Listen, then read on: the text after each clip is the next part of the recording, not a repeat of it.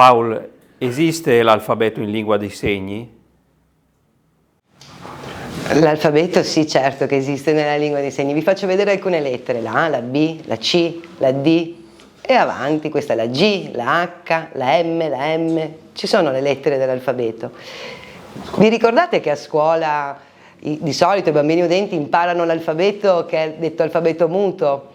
Vedete, le lettere sono diverse, questo noi non lo usiamo, non fa parte della lingua dei segni, noi abbiamo l'alfabeto della lingua dei segni. Ci faresti vedere come si dice casa in LIS? Beh, il segno per casa è questo, casa. Chiaramente sembra che riprenda la forma del tetto della casa. Anche il bicchiere sembra che riprenda la forma del bicchiere, perché alcuni segni sono iconici, riprendono una parte dell'oggetto, ma ci sono altri segni che possono essere definiti segni astratti, ad esempio filosofia, oppure sport. La lingua dei segni cambia nel tempo? Beh sì, certo, chiaramente tutte le lingue del mondo hanno un'evoluzione storica.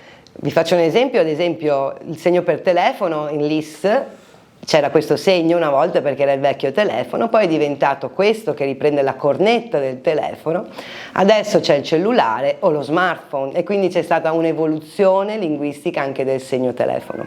Paul, ci insegneresti alcuni segni che potrebbero essere utili alle persone udenti per un primo approccio con una persona sorda?